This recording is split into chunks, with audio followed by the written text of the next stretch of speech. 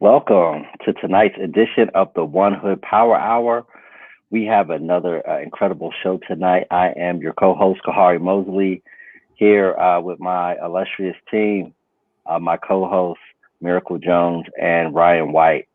And tonight we are going to be talking about building movements in the time of COVID. As we know, COVID-19 has exposed and expanded racial inequities in education, health, and the workforce. And although the virus impacts everyone, we know Black and Brown and Indigenous communities have been hit the hardest due to ongoing injustices. So today we are going to be talking to three activists who are building movements in the time of COVID. We have Dakota Castro-Jarrett from Stop the Station. We have María del Rosario Palacios from Georgia Familias Unidas, the acting executive director, as well as Nino Brown, a representative of the Boston Teachers Union, who will be talking all about, in their respective work, how they are building movements in the time of COVID. So before we get to our illustrious guests, again, so much to talk about in the political front. So let's start with Miracle. What has been on your mind this past week, and what is something that we should be paying attention to? Just as election 2020 has wrapped up, election 2021 has taken off. Races up ballot, down ballot are becoming super competitive. Almost every race is now contested. We have judicial elections. But one of the biggest announcements was this past weekend when State Rep Malcolm Kenyatta announced his bid for the Senate seat. He'll be running against the current Lieutenant Governor John Fetterman. If Representative Kenyatta wins, he will not only be one of the first openly LGBT individuals who take office representing Pennsylvania, one of the youngest and actually the first Black person as well in the role. So there's a lot of stuff going on. We've had people announcing for school board, people announcing for judgeship, people announcing for city and county council. And it's going to be a very interesting race that I know a lot of people were exhausted from the past election, but all politics is local. And with that, tomorrow, our local county council, they're going to be introducing the legislation that is going to potentially allow for the first time in Allegheny County a police civilian review board that would mirror the city legislation that would require officers to go before the county review board when they've been accused of misconduct or involved in use of force complaints or in a situation where they have taken somebody's life through deadly force. And so that's some of the things that are happening on the local front that it's really going to be very interesting to see how these develop in the next coming days. Absolutely, yeah. And as you said, on the local front, we are seeing more and more candidates jumping into the fold. As of last Tuesday was the first day to circulate petitions in the state of Pennsylvania. So there's many, many candidates throughout the state, and particularly here in Western Pennsylvania, who are circulating those petitions. And once those get turned in, 2 weeks from tomorrow, we will have a much better idea of who will be running and who will be on the ballot in May. But Ryan, tell us what you've been following in your world. Absolutely. Thanks, Kahari. So as y'all both mentioned, as a bunch of different candidates have started collecting petitions for their, respective races, APA and all the other organizations that worked on those ballot measures finished collecting petitions within the last week for the two ballot measures that would, greatly restrict solitary confinement in Allegheny County and pass Breonna's Law in Pittsburgh.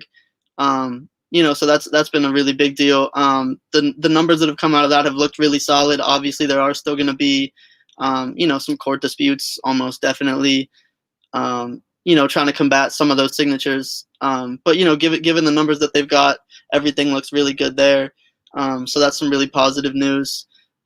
We also have some Senate confirmation hearings starting this week. including Pennsylvania's own Dr. Rachel Levine, who was the Secretary of Health in PA and is up for Assistant Secretary of Health now for the U.S. Department of Health. So, it'll be really interesting to see how all of that goes. Also, less on a local political front, but I saw earlier today, which has been one of the biggest news stories of today, that Bobby Shmurda is set for a conditional release tomorrow. So that's ending on a positive note there. That's something to be really optimistic about as well. Yeah, and one thing that I'll add, adding to Pennsylvania politicians being in the news, U.S. Senator Pat Toomey, who voted to convict former President Donald Trump, has been taking a lot of heat from local Republican organizations throughout the state of Pennsylvania. I understand that state Republican officials are meeting to censure Pat Toomey, which is really interesting because, for those who have been following, politics for the last decade or so can remember when Pat Toomey ran as the far-right candidate against then moderate Republican Arlen Specter, back in the day. And to now see, Pat Toomey, who 10, 15 years ago was considered, one of the most conservative, Republicans in Pennsylvania, if not in Congress, through his affiliation with the Club for Growth, is now looked at as a moderate. So you could just see how much of the political landscape has transformed over the last 15, 20 years, where really dyed-in-the-wool, hardcore right conservatives are now being considered, moderates. So I think it's just a really, stark illustration of how polarized, our politics has become when Pat Toomey is considered a moderate in today's political landscape. I just thought it was just such an interesting development. Yeah, I think for a lot of us, are sitting here really doing a lot of self-reflecting over the past 6 months to a year about the state of our politics and what we've allowed, and how we're going to create new systems of engagement and ways that we're going to be able to hold politicians accountable in and outside of these systems. The fact that we talked about cancel culture and free speech, and now we're censuring an elected official, it really goes to show how interesting things are going to be happening. And also, along these whole entire lines, the Supreme Court just said that they're not going to hear the challenge raised by Pennsylvania Republicans about the election. So it seems that for all intents and purposes, all challenges about the free and fair question of the free and fair election, and questions surrounding whether or not Biden is the actual elected president have now ceased. And we're going to be moving on to, unfortunately, a lot of laws that are going to make it harder and more difficult for people to vote. Voter suppression is happening all across the nation. We have, whether it's in Pennsylvania, Arizona, or Georgia, legislation coming up that's going to make it more difficult for people to use absentee ballot, more difficult for people to do early voting. So it's very strenuous times that we are living in. And even though the censure vote is about to happen, and even though the Supreme Court has made its final rulings, the questions surrounding the last election cycle are still going to show up for the next few years. Absolutely. And just the last thing I'll add, with all of, the controversy that has surrounded, the Pennsylvania, Republican Party, the Philadelphia Inquirer just put out a story that said nearly 20,000 Republicans have left the Republican Party as far as registered Republicans in the state of Pennsylvania. And the last thing that I'll say, before we move on in the show, is a local Republican leader, went viral late last week. Dave Ball, who is the chairman of the Washington County Republican Party, which is just south of us, for those who are familiar with Western PA geography. And he made himself famous on CNN last week when he made comments about Senator Toomey, saying, we did not send him to the Senate to vote his conscience or do the right thing. we sent him to do what we want him to do. And that, that went viral. That was on CNN, and it's been played ad nauseum for the last several days. But I think, again, we talk about where we are at, in politics, and this is a local leader from Peters Township, obviously not too far from your neck of the woods, Ryan. I know you're very familiar with Peters Township. Right down the street. Yep, borders. Borders where I'm at. Lovely. So Dave Ball, man, definitely one of the more famous Republican chairmen anywhere in the country right now. So Miracle, do you want to talk a little bit more in detail about our show tonight and what our viewers can expect? Yes, so we're doing this show talking about the way Black and Brown people are organizing and mobilizing, because we understand that electoral politics is not the end all or be all, and that the elections do not save us. And so over the past 6 months, there's been a lot of discussion of how horrible COVID-19 has basically ravaged Black and Brown communities. And in our everyday lives, a lot of Black and Brown people are still dealing with the pandemic of racism, the pandemic of xenophobia, the pandemic of COVID-19. We have a housing crisis, a looming housing crisis, and different things. And so people are finding various ways to organize and to mobilize. And we're going to start locally with Stop the Station, because just this past Saturday, they were able to have a conference on safety and community. And there were hundreds of people who were involved in the Saturday conference that came together to kind of think about ways in which we can keep each other safe going forward. There's been a lot of issues like here in Allegheny County around police violence, community violence. Our region has one of the largest swaths of active white supremacist cells. The Pennsylvania is the second most recognized state for sending people to engage in the Capitol riots. So it's a lot of stuff going on in Pennsylvania, and there's been a lot of police officers who've been arrested as well. And so we're thinking about ways that we can keep each other safe. How do we do that? And so for the first person, we're going to bring in Dakota, who is a youth organizer, a student, and a teen activist who is very active and involved with Stop the Station, which is a local grassroots organization that is organizing to stop the new police station in East Liberty from opening and creating more police. So welcome, Dakota. Hi, thank you for having me here. So I guess I'll do what I'm supposed to do, which is talk a little bit about Stop the Station. And we'll just we're doing something new. We're trying to get our ducks in a row. We do have a disclaimer that we're going to just put up just to make sure that people understand that we are a news station and we're here to share information, so we can be more transparent. So we thank all of you hold us to account, and with that, we'll go back to Dakota. Yeah. So I guess I'd first like to start by going over a little bit of the history of Stop the Station, and then kind of touching on the demands, and then the recent action conference that Miracle just brought up.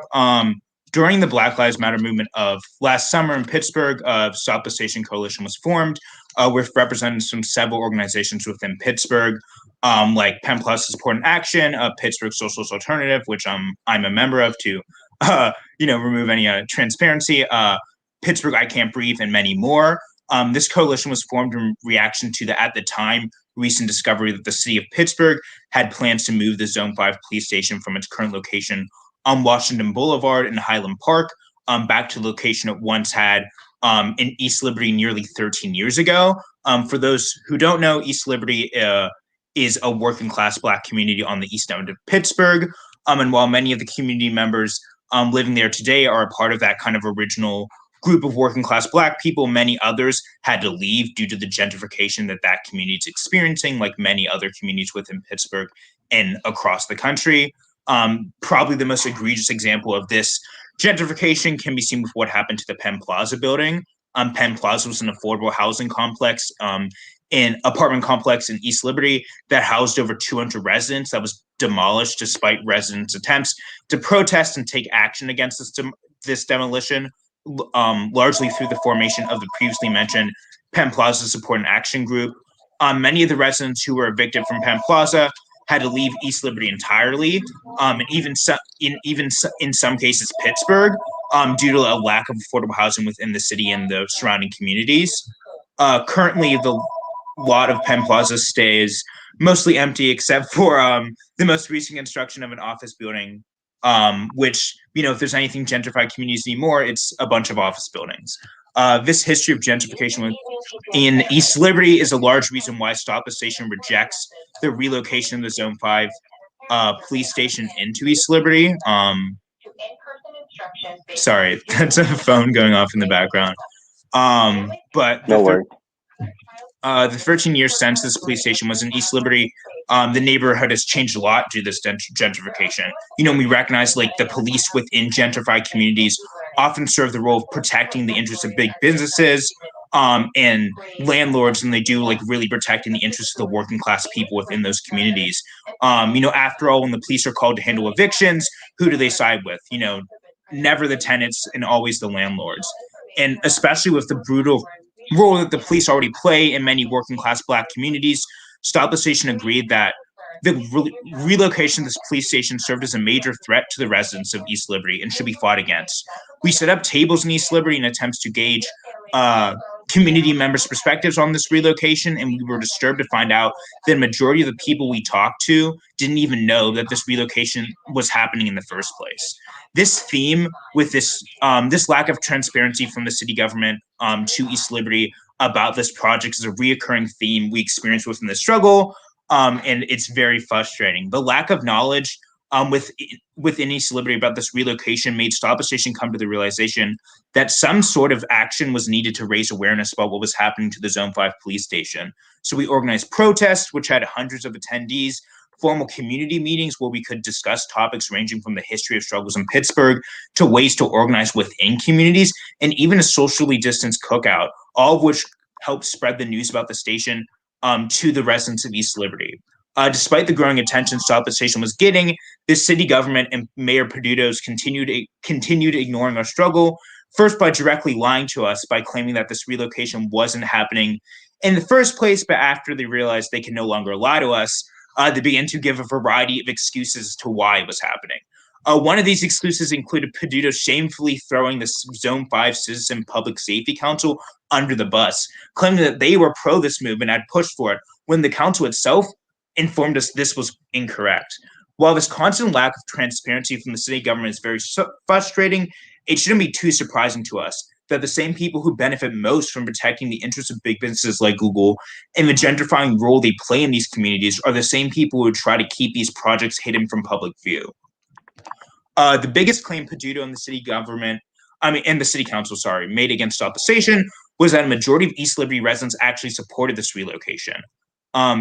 Based on the numerous times the city government had lied to us, we decided to take their word for it and instead ask the community members directly about how they feel. So we began to canvass in East Liberty, and pretty soon we had spoken to so many of the East Liberty residents that we even began to move into neighboring communities like Friendship, Garfield, and Larimer.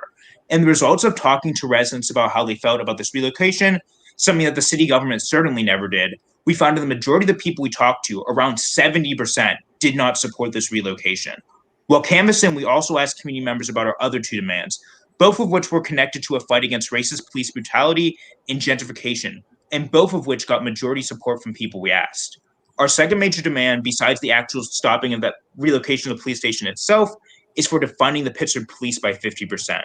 This 50% number doesn't just come from nowhere, but rather is directly the amount Mayor Peduto has raised the police budget since his time in office, despite the fact that Pittsburgh, like most major American cities, has had decreasing crime rates over the decade. The police budget is incredibly overbloated, and one anecdotal piece of evidence about how overbloated this budget is was shown to me during a protest downtown, when I saw a Port Authority police tank pass by the group of protesters. The fact that the Port Authority police have at least one tank shows how unnecessarily bloated this budget is, and how much of this extra funding goes to paying police ridiculously large salaries and buying weapons to brutalize community members with could go to other things to actually help community members. Yeah. And so I just wanted to interrupt you. I know you're going on about the work that you're doing, and so at Stop the Station, you guys made a conscious effort to go door to door, to canvas, to talk with folks. And I know you've said that this sometimes for some people it's like the first time that they had heard about the station coming back. How are you following up with those residents that you talk to? How are you letting them know what's going on? Because you do a lot of teach-ins as well. Yeah, that's definitely been, I think, like a prime issue that we've been trying to handle with, right? Like a lot of the residents, East Liberty are older, lower income Black folk who do not have access, to like regular internet stuff and, stuff like that, and can't, actively participate in a lot of the online meetings we have. And that's definitely been something like that we've been trying to deal with. And I think like you brought it up, like the community meetings are one way in which we've tried to bring residents out to these things, like actually having places where people can go to discuss these ideas. I think is really important and essential, not just because it's good to provide spaces for people to like know about what's happening to their communities, but also because I think it's necessary to join these communities together, get people who have like-minded ideas together, so then they can fight for these struggles, right? And I think, like I can't lie, like it's been difficult, especially because of the pandemic. It is hard to like have these outside activities, especially during the winter, because like it's just like insufficient. Most people do not want to go out of their houses, but we did a lot of them earlier in the year, and I really hope, as the fall season's approaching, we are definitely planning to do a lot more.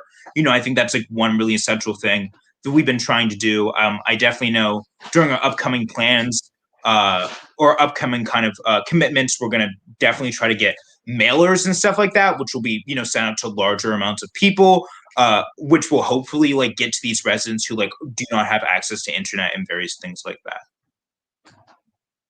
And could you tell us a little bit about, like how many people have gotten involved? You talked about how, it started in East Liberty and it's spread to, neighborhoods across the city. So how many people have the Stop the Station movement engaged up to this point, just even in a ballpark figure? Okay. Our actual petition itself has like 2,000-ish signatures. I'd say like those are like the outside people, or not outside people, but those are like the people like who just support like our demands and stuff like that. And then there's like, I guess like a smaller, more consistent amount of people like actively engage within the movement and like support to help it grow. And I'd say that's around 200 strong. Like obviously not everyone can commit to the same times, but our meetings usually are between like 70 to like 100 people, and those are like a variety of people like who are able to come based on like what their schedule allows. And we usually have a pretty consistent volunteer base, so I'd say like at max like our strong base is like 200, but we do have like that larger support from the community. And I think most importantly, like these demands have really massive support from the community. I think that's what's necessary in order to like win these struggles. Sure. Yeah, absolutely. Thank you for breaking all that down, Dakota. I just wanted to ask about, as was mentioned, I think at the beginning of this segment, the community action conference that you hosted over the weekend. So I just wanted to ask like what the specific focus of that was, some of the main topics of discussion and any key takeaways that came from that. Yeah, I mean, that was a really amazing conversation. Like I loved it so much. Basically, the idea was, Stop the Station, one of our main demands is, creating a democratically, elected community control force that can like actively have, some role in like controlling the way in which police act within our communities, right? I think like this is like our most popular demand. I think around 85% of people who have like we've talked to support this demand. And I think even last year there's like a ballot measure to strengthen the current civilian review board a little bit. And that was like widely supported, widely voted in by like most people who voted, that year. And I think like that, like we already know like this is a popular demand. So the point of this action conference was to begin the fight to actually organize to create like the actualization of that demand, right? So that, the main way we want to do this is like we're fighting for like a democratic, thing. We want this fight to be democratic, so like that's why we had this action conference, because we want people to like we want the people involved in this fight to be able to decide what they think, like this board should look like, what they think its power should be, how they think like the elections for people involved in it should happen. We had really amazing conversations about like, the various powers in which this board should have.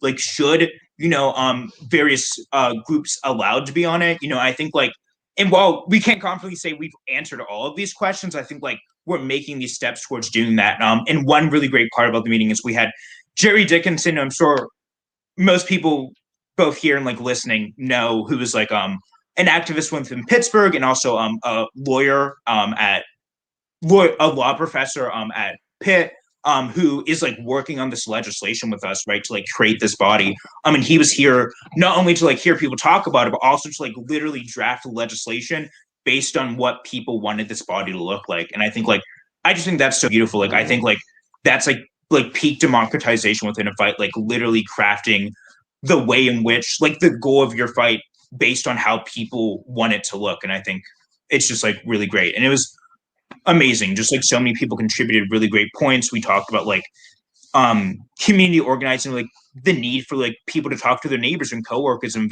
their friends about like what they're fighting for, and like drawing those people into these struggles, and just like various things like that. So just as like a quick follow-up regarding that democratically elected police review board that you're looking to create, are there any other key differences between this board that you're trying to create, or at least suggestions people have about that, versus the current civilian police review board that's in place now, or is it really just that that main stipulation that this one would be democratically elected? Yeah, I mean, the current civilian review board was fought with an amazing, like really strong fight in the 90s, largely due to the reaction of, the brutal murder of Johnny Gamage, right? And like this want by the community to like actually have some sort of like control over the police. Unfortunately, due to like largely the attacks of like the city government and the FOP, the board has been watered down a lot. That doesn't mean like the people on it are horrible and like don't care or anything like that, but just like that their current state it is, they do not have the power, to really do much. Like, I think even recently, like one example that really stood out to me is like they, couldn't investigate a bunch of police who were drinking on the job, and spreaded corona to their coworkers, which made like, I think like 10% of the police force have to like take off, which is like ridiculous. Like that's not even like some like huge major complaint where like they attacked another citizen, but even then, they weren't willing to investigate it. And I think like that's why we really need like this board that has like a little more power.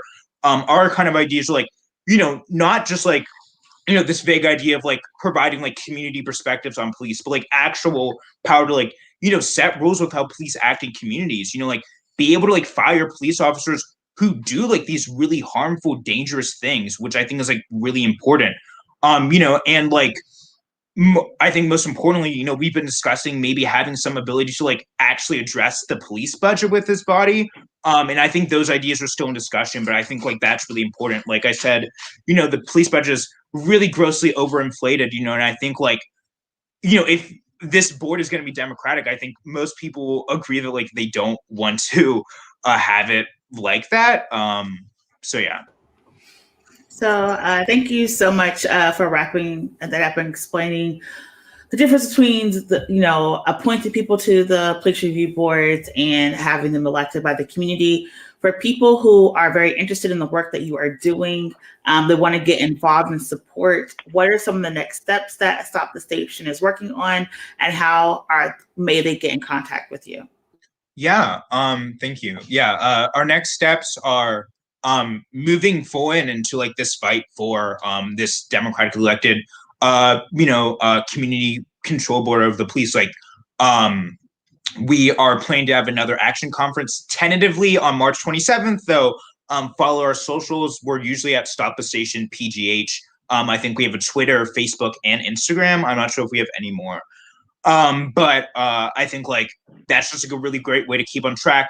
If you want to get like directly involved, like volunteering and stuff like that, you can find our petition on either of those socials, and you should be able to definitely get emails about like volunteering opportunities and stuff like that. And yeah, like just doing those basic things, I think, can really help grow this movement. And like I said before, talking to your coworkers and friends and family and any organizations you're part of to help join this movement, I think is the essential thing that will help win this fight, just having as much support as possible. So yeah, thank you. All right, thank you so much, and good luck on all your organizing, and thank you for joining us on a school night, even though it's a lot going on. So I really appreciate you coming through.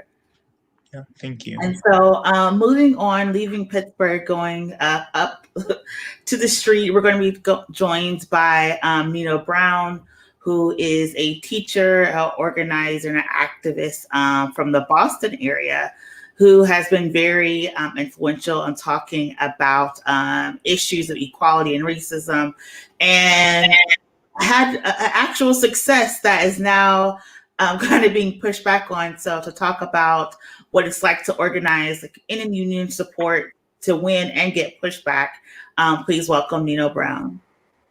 Peace, y'all. Can you hear me? Yep. Awesome. Yeah, welcome. Glad to be here. Happy Black History Month. My name is Nino Brown. Glad to be here with y'all.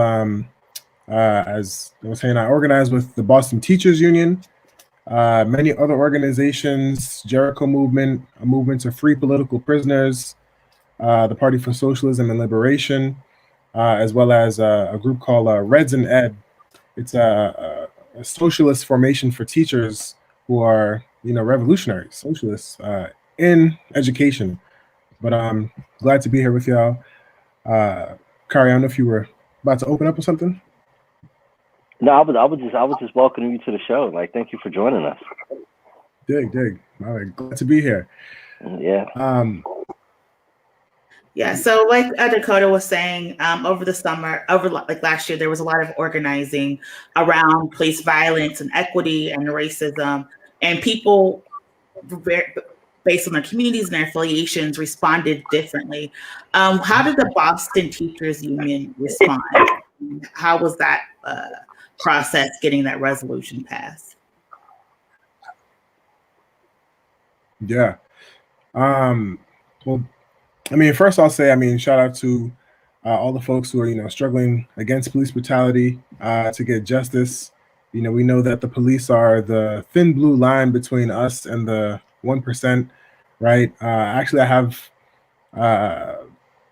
most of my time in Boston has been organizing against police brutality. I just want to uplift the names and the families of Usama Rahim, who's a Black Muslim who was killed by the FBI and the Boston Police Department some 3-4 years ago. Dennis Reynoso, Dominican-American man who was an Iraq War veteran, killed by the police in Lawrence in front of his son.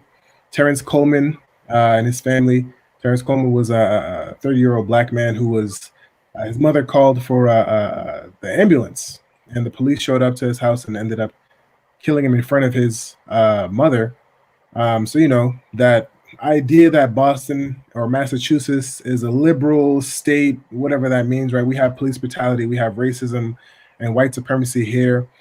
So in the union, most people today are not in unions. And I think, what we're seeing with the Alabama workers and the Google workers, more people are getting hip to what unions are as a defense for us people who have to wake up and go work to survive, right?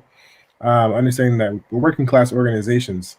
So I think that's important, just because when I grew up, I didn't hear anything about unions. So I think it's always important to uplift unions. So the BTU, we're about 10,000 members. And, this past summer, there was an uprising of what they call Black Lives Matter rebellions, really rebellions against the austerity, against the rampant police brutality. And out of these rebellions, I was a part of a grouping of teachers that helped to put together a resolution within the union. We brought it to the union floor around anti-racism, right? Anti-racism became the buzzword, all of last year and probably into this year. Anti-racist teaching, anti-racist classroom, anti-racist curriculum, anti-racist fill in the blank, right? But as a union with 10,000 members, We're all dues paying. We have about, I think it's some $18 million in our budget every year from, our dues, right? And we're workers, right? We're Black, white, Latino, what have you. And as a multinational group, we saw that it was necessary to make a stand against racism, right? Given that we're in Boston.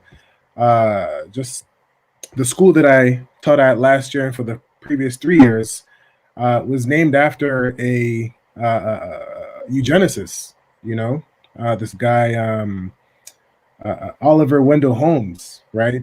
He believed that Black people were subhuman, and the school's mostly Black and brown students, the place where we take our students, Codman Square. It was named after General Codman. He was a slave owner, and his slaves killed him. So they said, "Oh my God, poor General Codman. Let's name a square after him."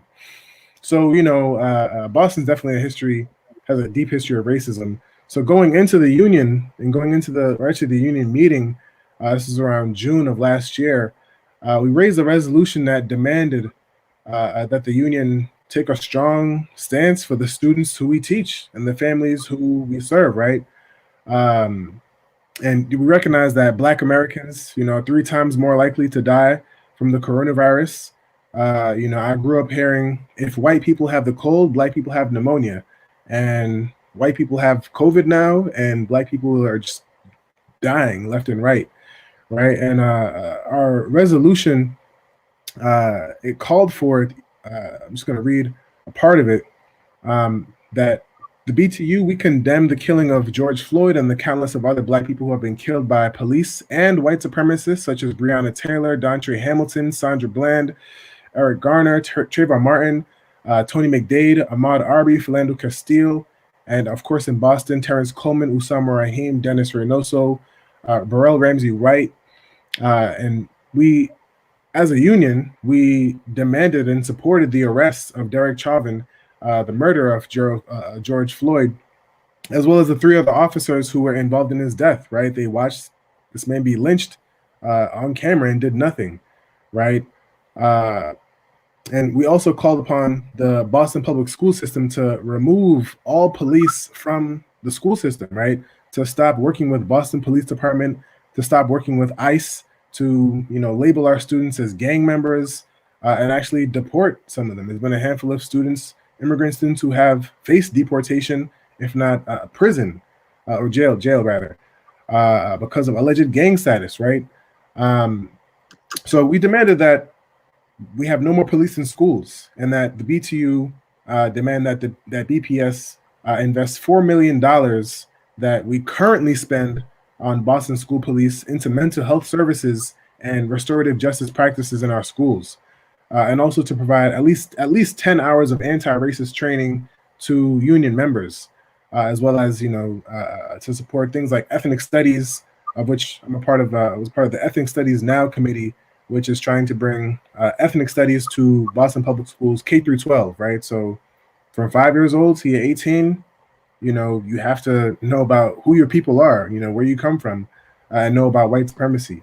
So there are many other things in this resolution, but the spirit of us raising this was that, like I said, the people, the communities we serve, the families we serve, the makeup of our union, right? If we think that the police are our friends because some teachers are married to police, some teachers are married to cops, and they spoke against the resolution, several times.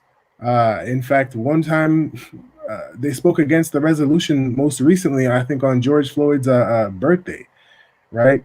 So understanding that, it was a struggle within a struggle,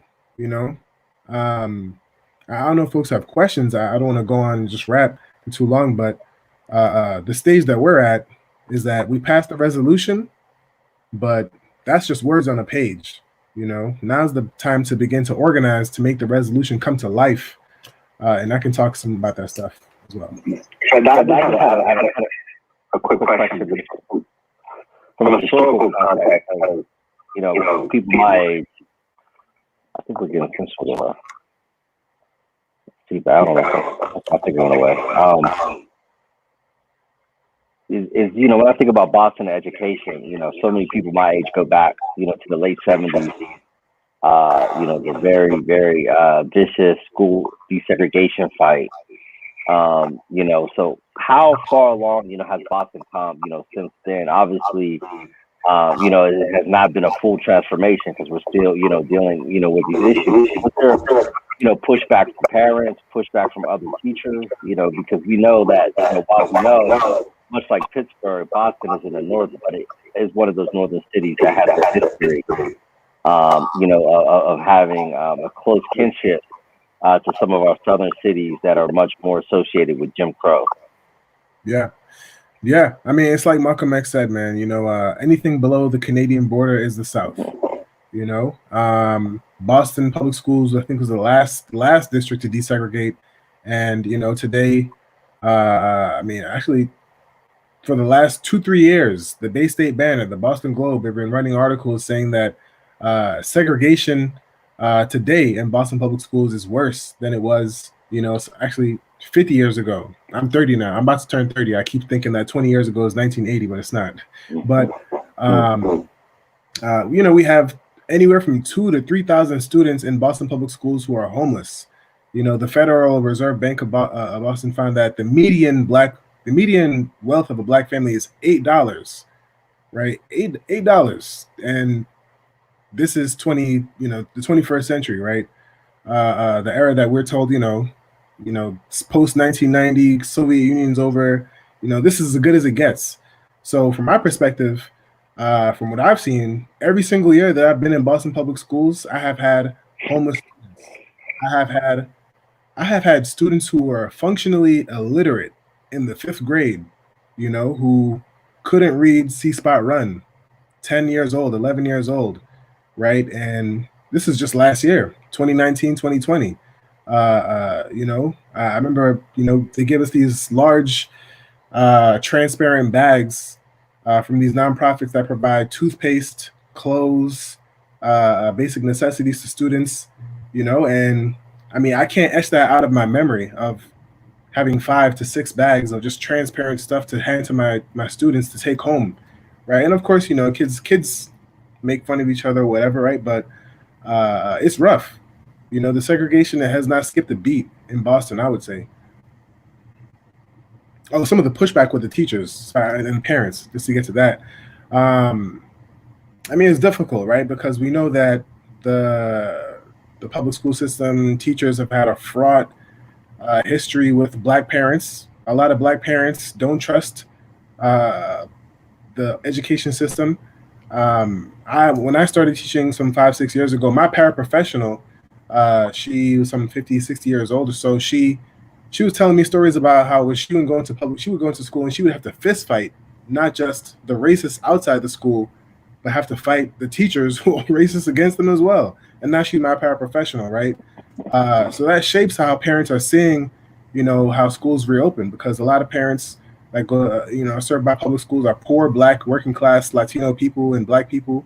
And for them, the school converges so much, dental care, eye care, food, like I just said, giving kids, toothpaste and toothbrushes, right?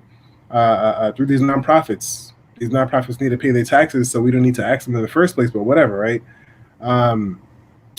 So parents, working class parents, they want the schools to open, not because they're right wingers, right? Not because, they're Trumpites or whatever, right?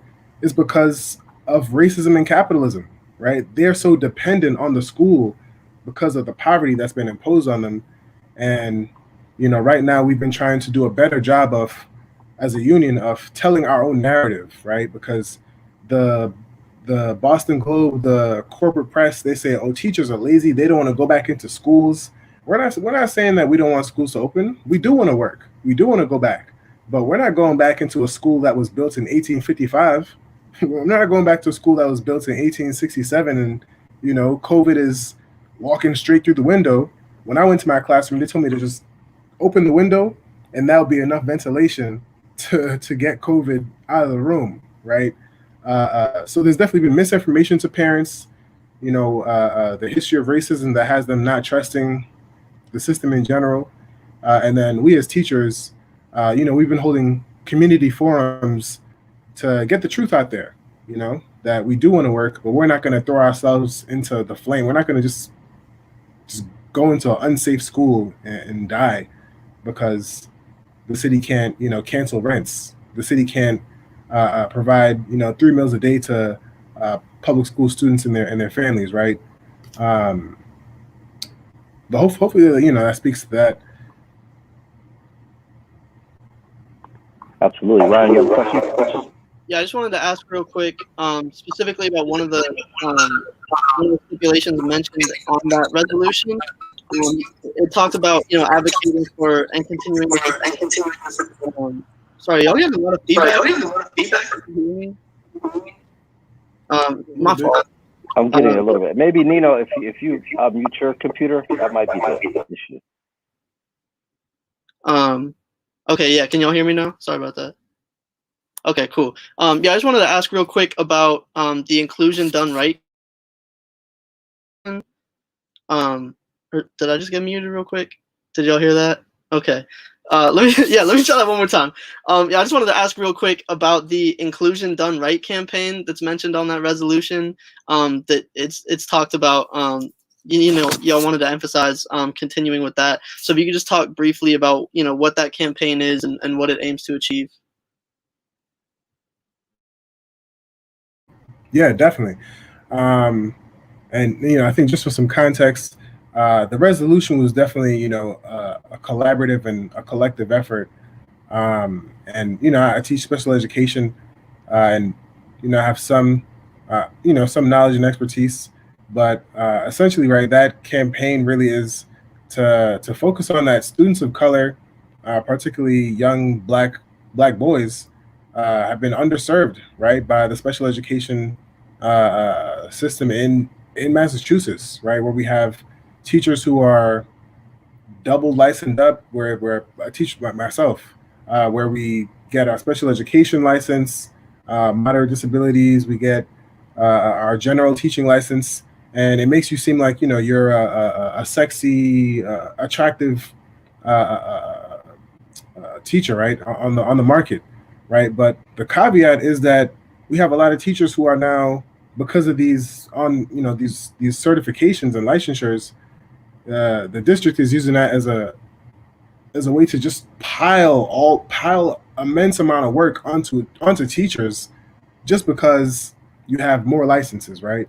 Just because you have more degrees, right? What we're demanding is that in order to do inclusion done right, we need teachers who are licensed, but we also need paraprofessionals in the room as well, so that teachers can actually serve our students, right? Because I'll say for myself, when I had some 25 to almost 30 students, right, and students who are struggling with reading, in fifth grade, reading on the first grade, second grade level in fifth grade, right, because of all these degrees, or not even degrees in my sense, but licensures and certifications, it's a justification to overwork you, right? So when we say we need to do inclusion done right, we say that we need to have essentially a fully funded public school system, right, where teachers who are trained and have experience in things like de-escalation, on top of a more inclusive curriculum, talked about ethnic studies, so that students can really learn in what they call the least restrictive setting possible, right? You can't learn in a class of 30 people where 10 kids are reading on grade level, 5 kids can't read, the other 10 kids, are on first, second grade level.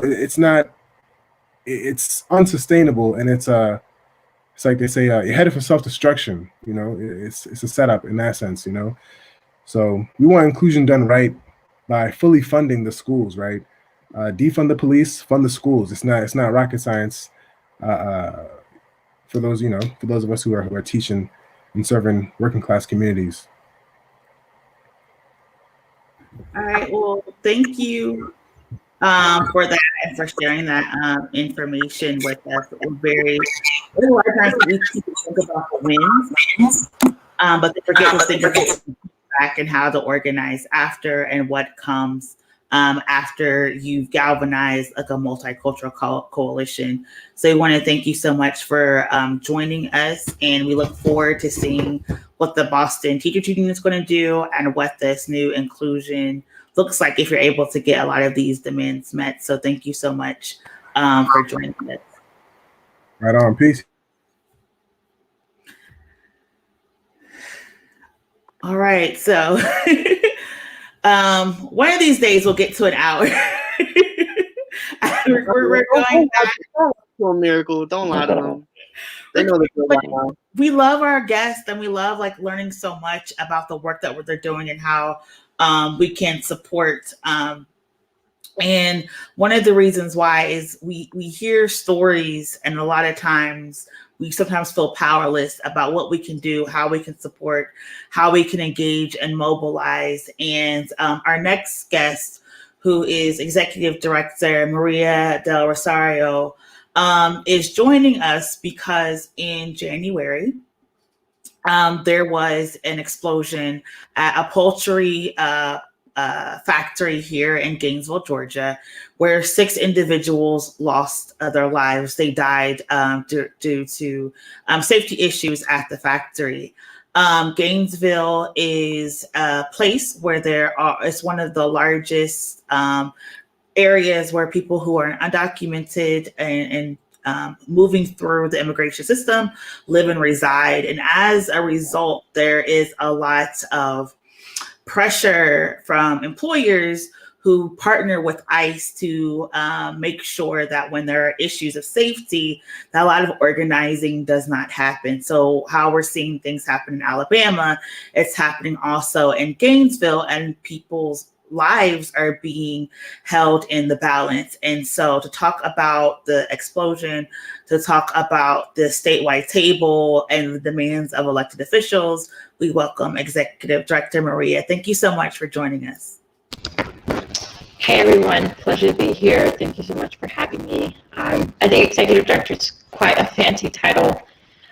It's, really a group of us doing a lot of work collaboratively. So I'm really excited to be here on, and these circumstances, some forms of liberation. We're having a little bit of a delay.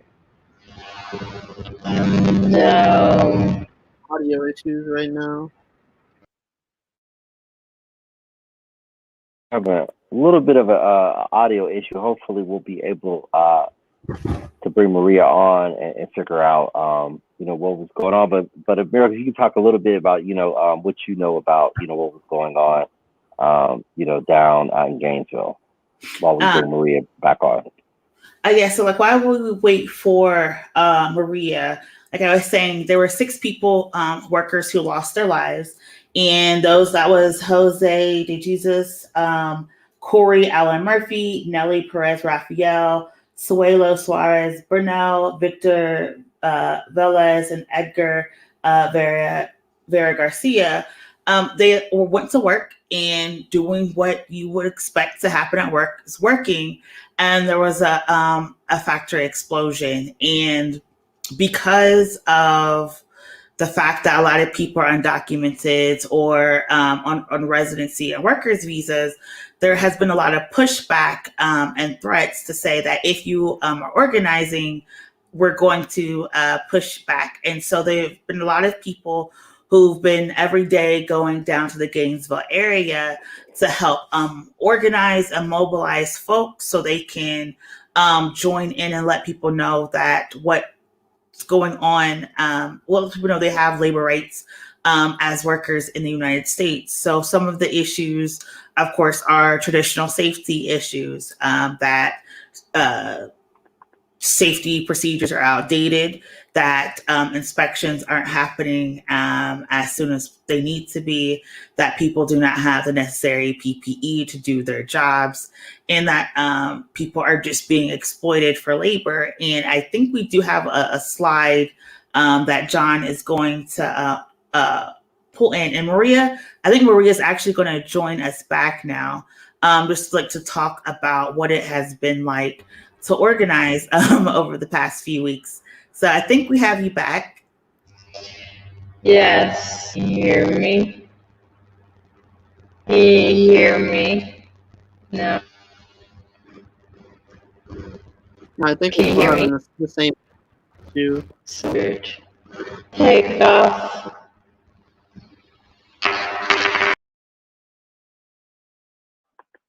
Yeah, Could but possibly be the while we wait headphones. for Maria to Sometimes come back, headphones work, sometimes they don't. they're like, it's like listen, this is what we're doing in the time of COVID. That's why we're having these conversations, because it's very hard to organize with technology. Technology fails. That the internet is not always as strong in some areas as it is in others. But John, can you pull up the infographic that we had sent over to us, talking about some of the ways people can get involved? But if you are in the Georgia area, the Metro Atlanta area, and you are someone who is bilingual, they need people to go down to Gainesville in shifts to talk about various issues with local residents.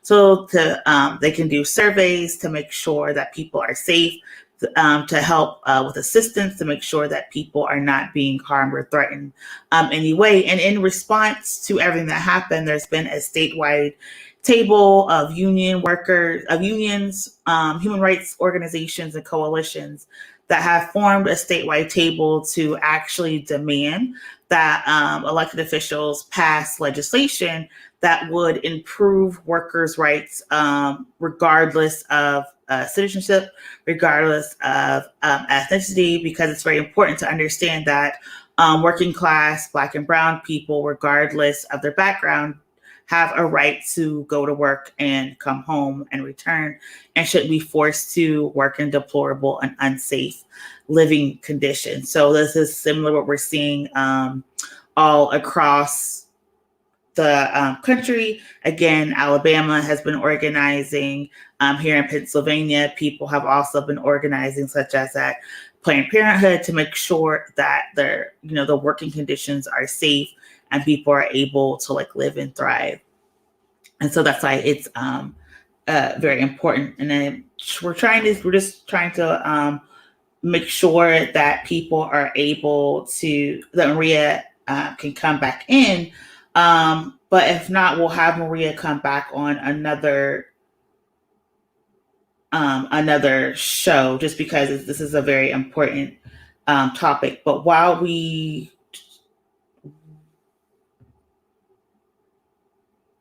wait for her, the Georgia Familias Unidas, I do apologize, I'm butchering the language.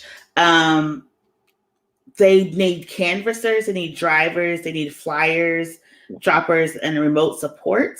You can email them at jas@gafu.org for folks to go out and volunteer, providing resources. And again, this is a chemical leak, so people need to make sure that they are safe in every way possible. And so that's why they're out still organizing, because again, similarly how we've had to deal with here in Pennsylvania with the explosions and the fire that happened out in Clairton. Sometimes you don't know what's happening. The information is put out slowly. And so it's very important that we have people who are able to go out and engage. So we're going to bring Maria back, and we're going to hope that this third time is the charm. Hey, can y'all hear me now? Yes. Yep, perfect. Okay. Great. Well, thank y'all so much for having me. You gave a lot of great highlights of what we're doing in Gainesville, Georgia. So a little bit about me. I am María de Rosario Palacios. My pronouns are she, they, ella. I grew up in Gainesville, Georgia. We moved in 1994 when I was 5 years old because my parents wanted to move into the industry after working as migrant farm workers. An uncle of ours recruited my parents to come work, and we learned, and they still to this day give folks about $600 for signing someone on if they stay on for longer than 3 months. So Gainesville is known as the poultry capital of the world. And Gainesville is pretty unique. Growing up in Gainesville, it's a population that's 41% Hispanic. It's 21% Black, and there's 3% Vietnamese Americans in the city. So it's, majority people of color. It's a beautiful city. It has a lot of issues though, because policing is an issue there with our sheriff's office choosing to opt into 287G, which is an optional federal program. And the reason I bring that up is because Gainesville actually uniquely has the highest per capita of undocumented immigrants for its immigrant population. Not any other country, not any other city near border states, actually in Georgia, and it's in Northeast Georgia, it's in Gainesville. So we have been doing mutual aid work. Georgia Familias Unidas is a group of a lot of volunteers, and we work in collaboratives to try to bring resources to folks, especially with hotspot as an issue that it is. So we've been doing a lot of work since July of last year to try to get resources, financial assistance, PPE, because you do not get free PPE provided at the poultry plants. And so unfortunately, there was a nitrogen leak that took the lives of 6 of our folks. And I know they were mentioned earlier, but I think it's always important to recognize that Jose de Jesus, Nelly, Saulo, Victor, Edgar, Corey definitely did not know that they were exposing themselves more than they already do on a daily basis with COVID-19. And so it was an unfortunate incident that we've been responding to, and we have now over 30 organizations, most of which are statewide immigrant rights organizations, a lot of national groups like the Southern Poverty Law Center, NILC, and some unions like the Labor Council for Latin American Advancement, who've been helping us out do our outreach efforts, and we're trying to push for protections and for long-term changes too for our community in town. And then I think you talked about explaining the makeup of Gainesville. I know there was a report that was just released talking about how the police and ICE are for the lack of better words, intimidating some of the workers from speaking out. Can you explain more about what is happening on the ground, and also talk about this legislation demands to make the factory safer? Yes. So as a collaborative, we've sent 3 different demands. There's, a couple federal agencies. One is the Chemical Hazard Safety Board, CSB, which there was a report released at, I think, Friday, on their collaboration with the Sheriff's Office and with ICE, right? So the Sheriff's Office, like I said, chooses to opt into a federal program where they're doubling their deputies as ICE agents and can process folks for immigration violations, right, which are civil violations, but that's the case. And so the Chemical Safety Board has been running its entire investigation under the Sheriff's Office. And POGO released a lot of findings that they had been in contact with ICE officers throughout their investigations. And so what would happen is folks oftentimes who needed medical attention were told that they had to go into the plant in order to be, quote unquote, evaluated, to be cleared for, medical assistance. And I'm talking about folks who were having itchy throats, having trouble breathing, having trouble even seeing. And those issues had persisted since the accident. And even before the accident, a couple of days prior, many folks were complaining about a really large smell of ammonia that was giving them headaches. And so then what was happening is we were getting reports that when they went in, atypical questions were being asked, like, what's your nationality? What other aliases have you used? How long have you been in this country? How long have you lived in Gainesville? What other places have you worked at, right? These are questions that are atypical for any of the federal agencies that are involved, and definitely atypical for the insurance adjuster who's, doing workers' comp. But nonetheless, that happened, and folks were told to sign documents in English, knowing that they're monolingual Spanish speakers, first of all, mostly, but even literacy rates, right? Not everyone is literate. And so it's been a gross serving of injustice, and our folks have been reaching out daily to help us out. We're in contact with over 80 workers of the ones that were there that morning that the accident happened.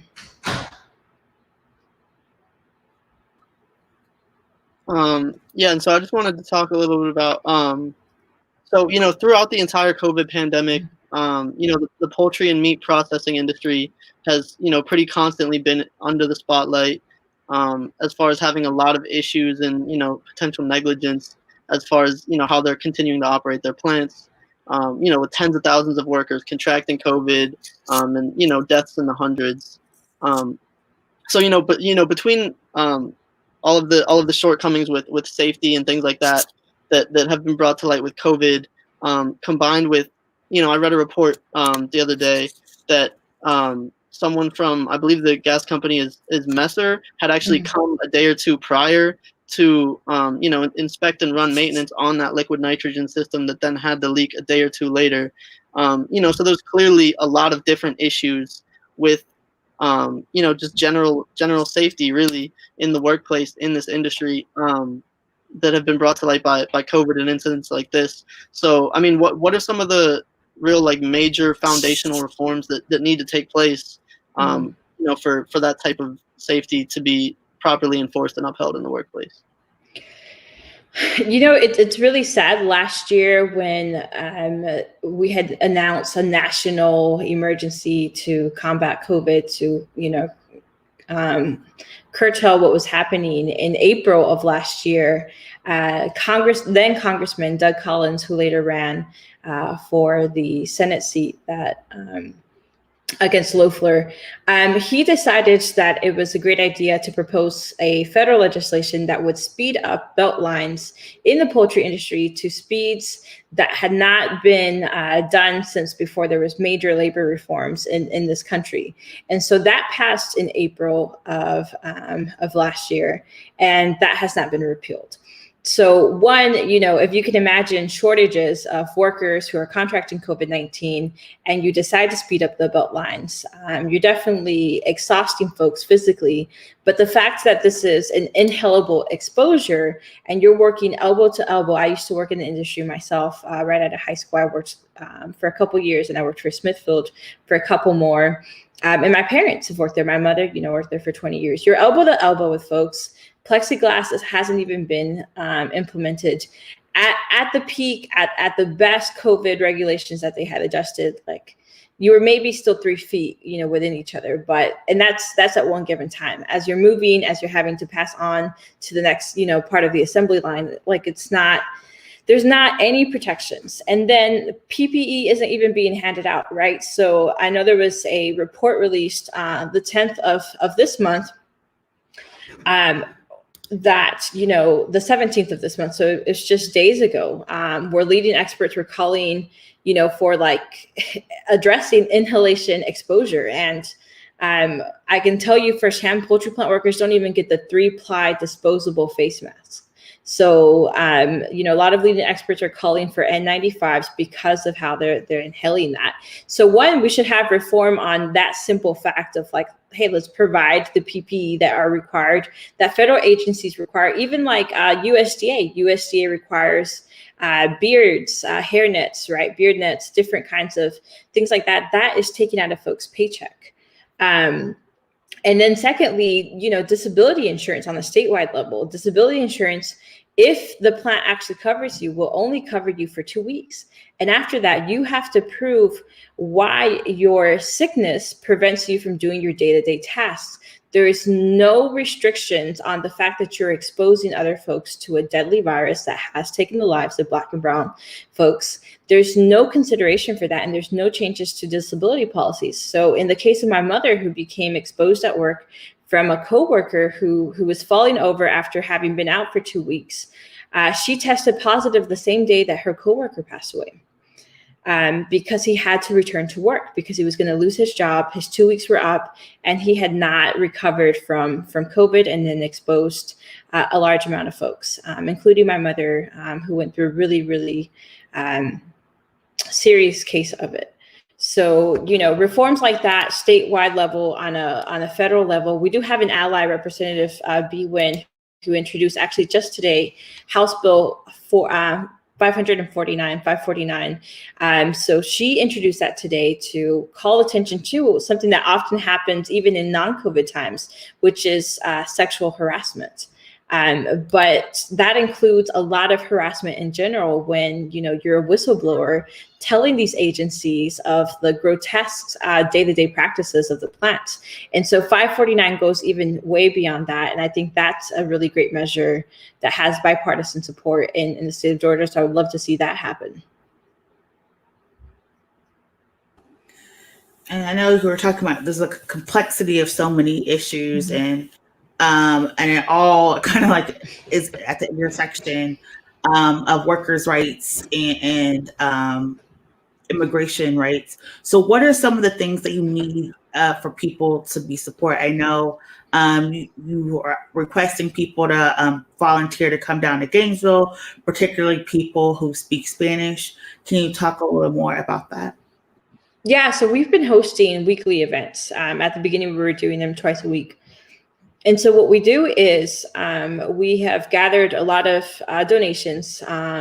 Over 1,500 people have donated to a GoFundMe because, for the last 3 weeks, workers were not told that they weren't going to get paid for being out. And when you're making $300 to $400 a week, you're barely making it to rent. You're barely you're covering your costs. So we actually pulled together to give out direct financial assistance. And we're going to do that again this weekend, thanks to the, donations of grassroots donors and also, some of the organizations like Southern Poverty Law Center, New Georgia Project, have all given donations. And so we need folks to come to help us because we have to survey folks. We have to make sure that we keep records on our end.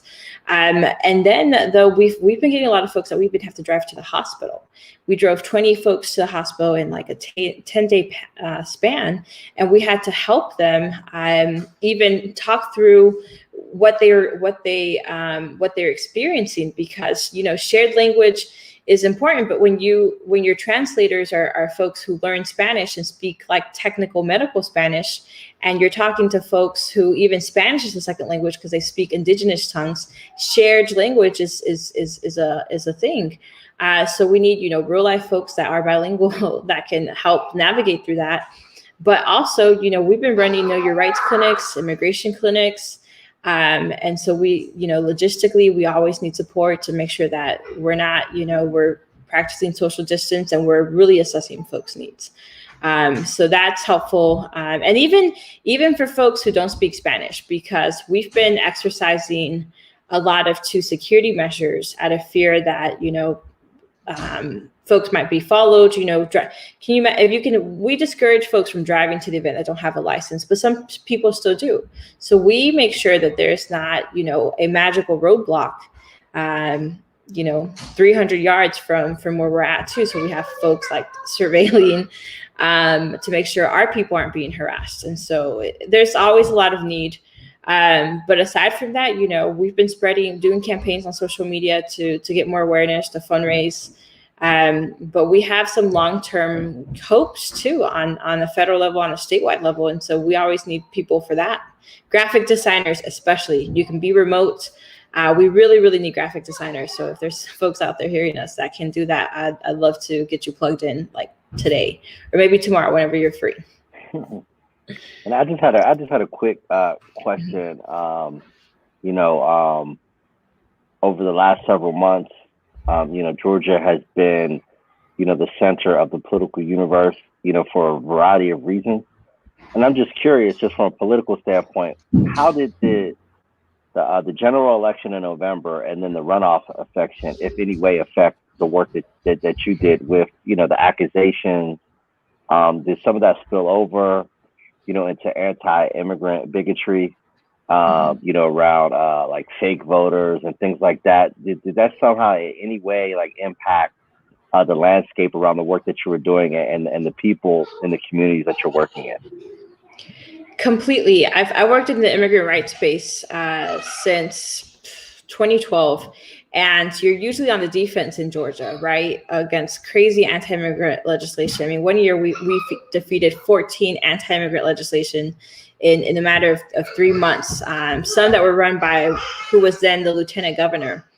And so the landscape is very much different, because you also had the issue of the women who had, just grotesque mutilations to their body with hysterectomies that were not done by consent. And you have folks like Project South GLAR raising that issue, and elected officials started going on the record on where they stand on immigrant rights and really human rights violations that are so closely tied to a system that is not kept in check, a system that is run by, private corporations, as we know. We know Biden has eliminated that for prisons, but not for detention centers. And so, this past year really set the groundwork for starting to hold accountable elected officials. So we know now who's with us and who's not with us. Much more on the record, and we have much more, proactive candidates and elected officials, and you have allies like Representative Bee Nguyen, who has championed immigrant rights since she was first elected, even before she was elected to office. So it's great to see that, and it's great to see a pro-worker agenda, which I think is going to happen more and more because it's so closely tied to immigrant rights. Again, we've glamorized essential workers. We say their labor is essential, but their immigration status has yet to become essential, right? So I am happy that we've moved forward in that direction, that we have now U.S. senators who will listen to us, and we know who they're watching, and we know they care. We know they're in contact with OSHA, things of that nature.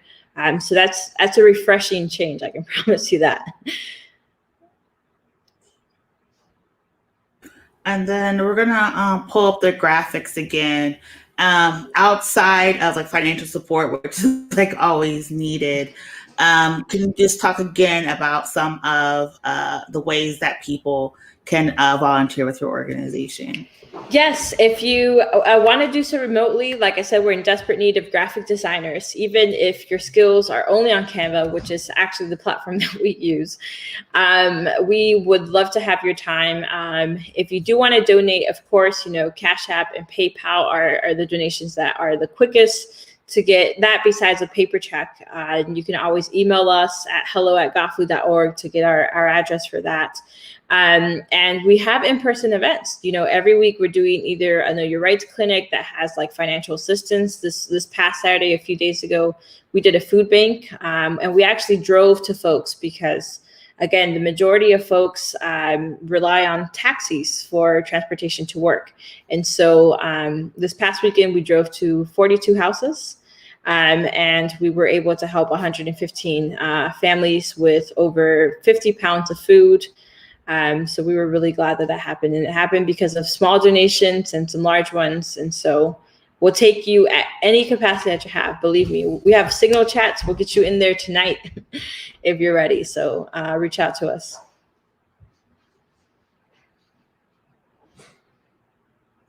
That's awesome. Ron, did you have a question? Yeah, I just wanted to say real quick. I was looking at Twitter the other day, and I saw this really good graphic about workers knowing their rights as they return to work. A lot of points of emphasis for that, as far as what they have the right to do, what employers don't have the right to do. So if there was any of those things that you wanted to specifically emphasize or let people know about real quick. Yeah, that's really important because like I said, there's been atypical interviews done and surveys. And so it is important to know that definitely I'm not an attorney, but we've been making sure that the attorneys that work with us that do labor and employment law are giving talking points. One of the biggest thing is, questions about your nationality, questions about, where you've resided, that have nothing to do with work. Those are not questions that you have to answer. And so for folks hearing us, when you get in those kinds of positions, you're always able to say, I'm not comfortable answering. You're always able to, stay silent, to exercise, right, that Fifth Amendment right, even with employers. And another thing is you don't have to face retaliation or intimidation because you spoke to an agency like OSHA. OSHA has been working closely with us. They've been listening to our advice. We've told them our concerns from the very beginning. And, OSHA is not going to report your stuff to ICE. We don't know about these other these other agencies, as the reports have shown.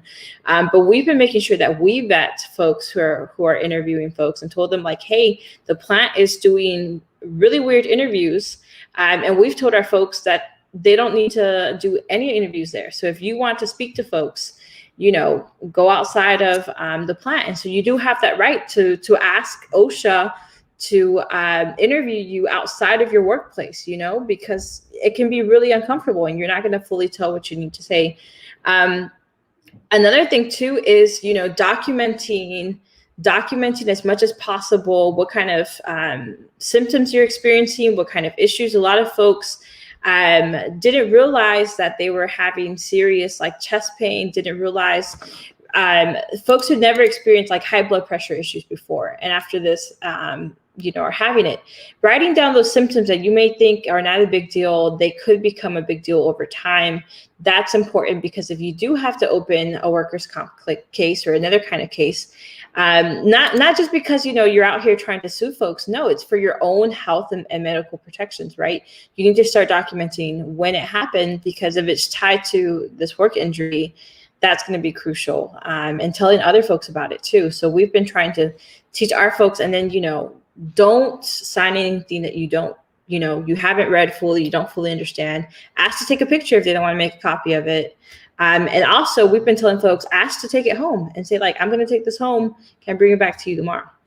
So those are some tips that we've been giving our folks.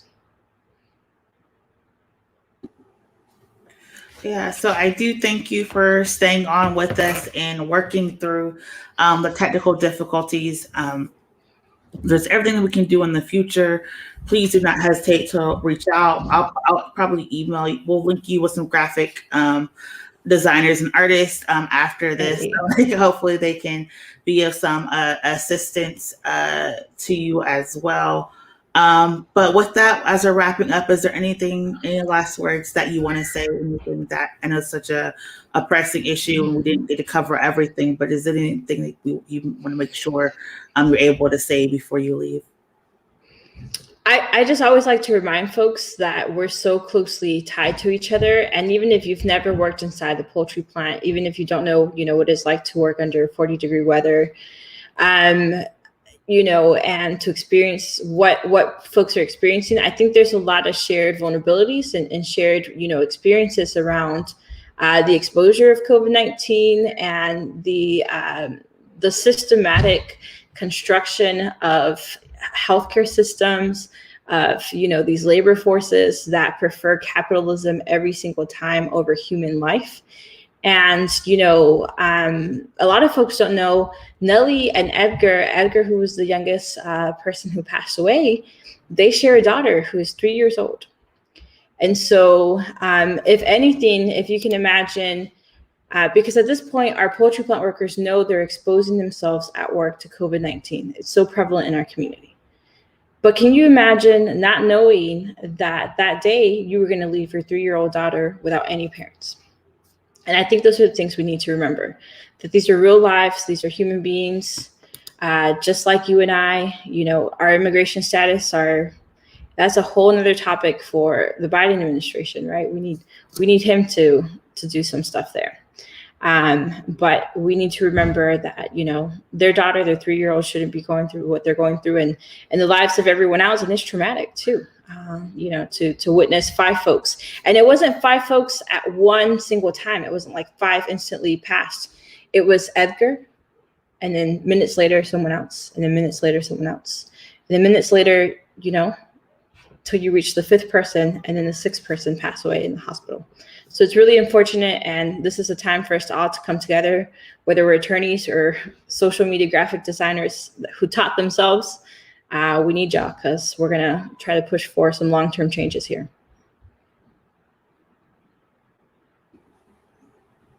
All right. Well, I do thank you so much, and you can feel free to stop your camera anytime. So again, we want to thank all of our guests for this evening. And again, we talked about organizing and mobilizing during the time of COVID, because it is Black and Brown communities who are, feeling the impacts in a variety of ways.